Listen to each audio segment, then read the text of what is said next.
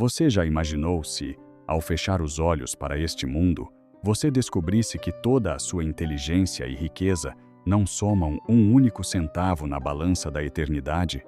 O que define quem você é quando a carne silencia e o espírito desperta? Hoje, vamos mergulhar em um dos estudos mais fascinantes e reveladores deixados por Allan Kardec, a escala espírita. Contida na questão 100 de O Livro dos Espíritos, esta escala não é uma invenção humana ou um sistema de castas, mas a observação científica da hierarquia espiritual. Vamos entender os degraus dessa escada infinita, desde os espíritos que ainda se comprazem no mal até aqueles que já alcançaram a pureza absoluta. Prepare-se para um espelhamento da sua própria alma. Historicamente, a humanidade sempre tentou classificar o bem e o mal, mas quase sempre sob o olhar do dogma ou do medo.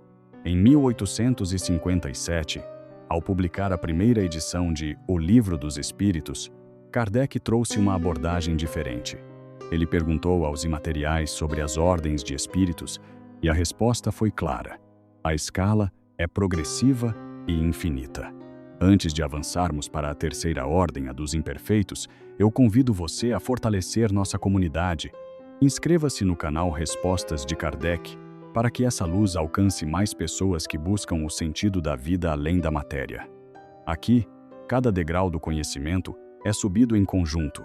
Começamos a nossa análise pela base da pirâmide, a terceira ordem, ou os espíritos imperfeitos. Segundo o código revelado a Kardec, nestes seres, a matéria ainda predomina sobre o espírito. Eles são propensos ao mal, ao orgulho e ao egoísmo. Mas atenção, não imagine apenas figuras sombrias. Dentro desta ordem, existem classes muito distintas. Temos os espíritos impuros, que realmente desejam o mal, mas temos também os espíritos levianos. Estes últimos são brincalhões, zombeteiros, e muitas vezes são os responsáveis por fenômenos que causam espanto sem propósito, pois lhes falta a profundidade moral. Uma classe que merece nossa atenção extrema dentro desta ordem inferior é a dos espíritos pseudo-sábios. Estes são, talvez, os mais perigosos na comunicação mediúnica. Eles possuem um verniz de conhecimento humano, falam com termos difíceis e pretendem saber tudo, mas seu fundo moral é vazio. Eles misturam grandes verdades com erros absurdos apenas para alimentar a própria vaidade. Gostaria que você refletisse e deixasse nos comentários.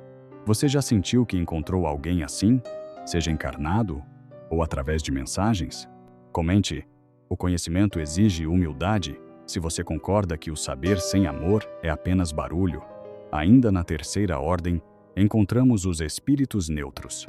Eles não são bons o suficiente para fazer o bem, nem maus o suficiente para desejar o mal. Eles apenas vegetam na mediocridade das suas paixões. É o estado de muitos que passam pela Terra sem deixar rastro de luz ou sombra, focados apenas nas necessidades básicas do corpo. Kardec explica que esses espíritos sofrem pelo tédio e pela falta de propósito. A transição para o próximo degrau exige uma decisão consciente de querer ser útil ao universo. A evolução não é automática, ela é uma conquista da vontade. Subimos agora para a segunda ordem, os bons espíritos. Aqui, a escala vira a chave. O espírito já predomina sobre a matéria e o desejo do bem é a sua lei. Eles são os nossos guias, os nossos protetores. Nesta ordem, temos os espíritos benevolentes, cuja qualidade dominante é a bondade, e os espíritos sábios, que já possuem uma compreensão vasta das leis universais. No entanto, os espíritos de prudência, ou superiores, são aqueles que já reúnem tanto a ciência quanto a moralidade em um equilíbrio quase perfeito. Eles não guardam mais ódio, apenas compaixão pela nossa ignorância. Um detalhe histórico importante que Kardec ressalta é que a passagem de uma ordem para outra não acontece de forma abrupta. É um processo de desgaste das imperfeições através de múltiplas encarnações. Casos reais relatados na Revista Espírita mostram espíritos que eram criminosos cruéis e que, após séculos de arrependimento e trabalho no bem no mundo invisível, retornaram à carne em missões de sacrifício, subindo finalmente para a segunda ordem. Isso prova que a escala espírita é uma porta sempre aberta para a esperança, nunca uma sentença definitiva de exclusão.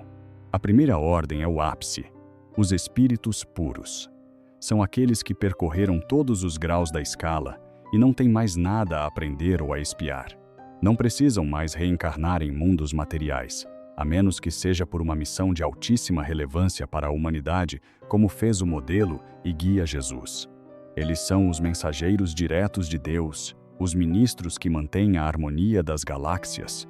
Para eles, a felicidade não é o repouso eterno na ociosidade, mas a atividade incessante na criação e no auxílio aos seres inferiores. A luz deles é tão intensa que não pode ser percebida por nós sem que sejamos ofuscados. Entender onde estamos nesta escala é o primeiro passo para a mudança. Se você se identifica com as falhas da terceira ordem, não se desespere. O reconhecimento da própria imperfeição já é o início da subida.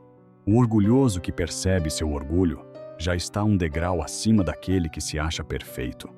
A escala espírita serve como um roteiro de viagem. Ela nos diz quais malas precisamos deixar para trás, como o ciúme, a raiva e a avareza, e quais virtudes precisamos colocar na bagagem, como a paciência, o estudo e a caridade desinteressada. Muitos perguntam se é possível cair na escala. Kardec é categórico. O espírito nunca retrograda em inteligência ou moralidade conquistada. Ele pode estagnar por milênios, mas o que foi aprendido está gravado no perispírito. O que chamamos de queda é apenas a colheita de consequências de escolhas equivocadas que ainda precisam ser reparadas. A escala é uma subida constante. À medida que subimos, o horizonte se amplia e as dores da matéria se tornam pequenas diante da imensidão da alegria espiritual que nos aguarda em cada novo nível alcançado. A jornada de cada alma é solitária na escolha, mas acompanhada na execução. Milhares de espíritos de ordens superiores nos observam e nos amparam neste exato momento, torcendo para que cada decisão nossa nos leve 1 milímetro para cima na escala da evolução. O universo não tem pressa, mas tem destino. Cada gesto de amor, cada página de conhecimento estudada e cada perdão concedido é um degrau a menos em direção à luz pura que é a nossa herança divina. Somos deuses em formação, estagiando na escola da vida para, um dia, brilharmos como as estrelas no firmamento da consciência cósmica. Qual dessas lições de Kardec sua alma precisa ouvir agora? Escolha o próximo caminho.